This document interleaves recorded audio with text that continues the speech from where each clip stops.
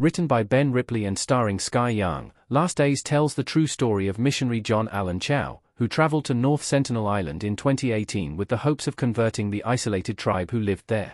As evidenced by the title, Chow did not survive the trip, and his preventable tragedy is examined from various angles in Lin's new movie, including from the perspectives of his concerned father, Patrick, Ken Lung of industry, and an Indian police officer, Meera Radhika Opta, who did everything possible to keep him out and alive. Screen Rant's Liam Crowley spoke to Chow, Young, and Opta about their respective journeys with Last Days.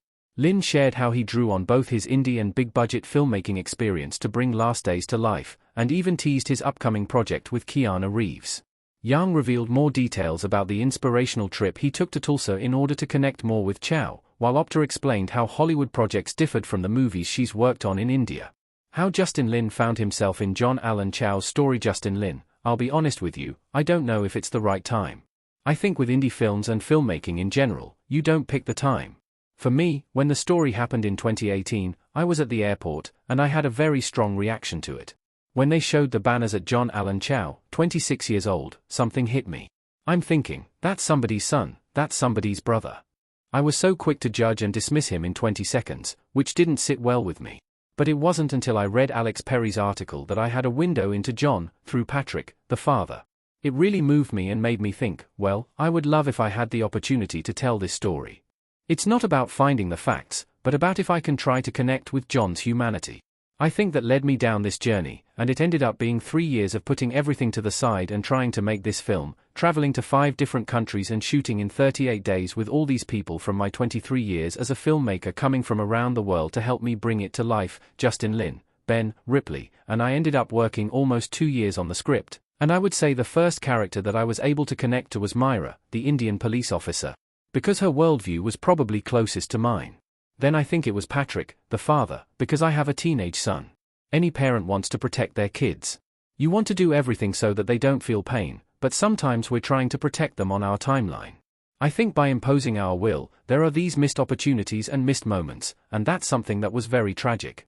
And it is something that happens all the time, even with me and my son.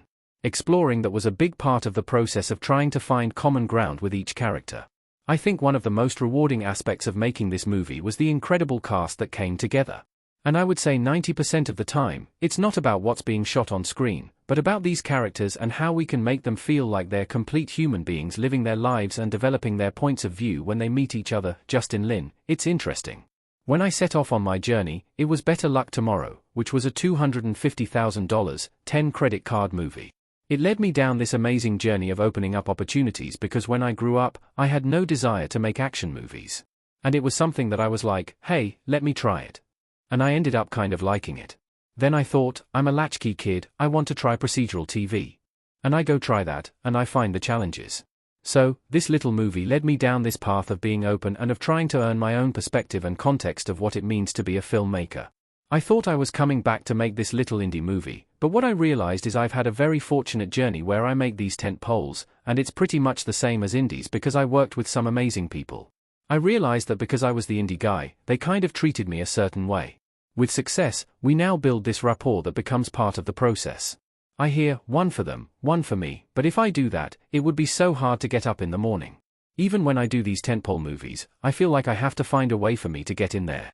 Sometimes with no script, I've still got to get up and talk to 200 people in the morning about what we're going to shoot, what we're going to design, all these things.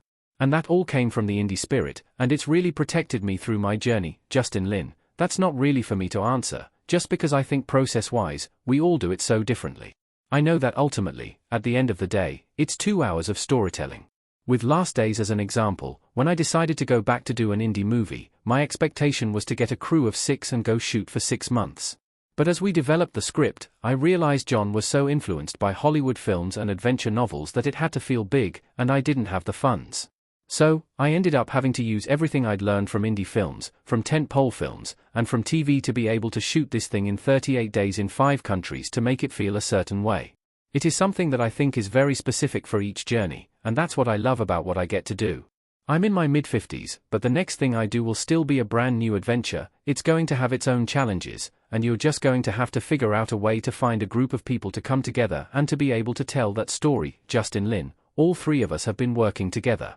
Obviously, it's Keanu's creation, so I feel very fortunate to be invited into that journey.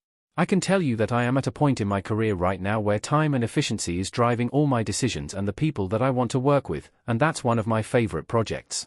Getting to know Keanu, I've never had an experience where I'm coming in and joining someone on a journey that is their creation. How do you then hopefully honor that in the spirit, and now bring it to live action? I would say that I've been very fortunate that, as I'm talking to you now, I get to work with these amazing people. I'm really looking forward to my next chapter as a filmmaker. Sky Young, yes, definitely. There was an anniversary event for Better Luck Tomorrow at BFI in London. I had done a spoken word film about a young boy facing racism, and as a response to this racism, he puts on a giant yellow papier-mâché head. I was asked if I could do the performance live, and I said, sure. I turned up at the BFI, blocked it out, lit it, and created a slightly new backdrop for it. I did the performance and met Justin, then I sat down and watched this incredible film.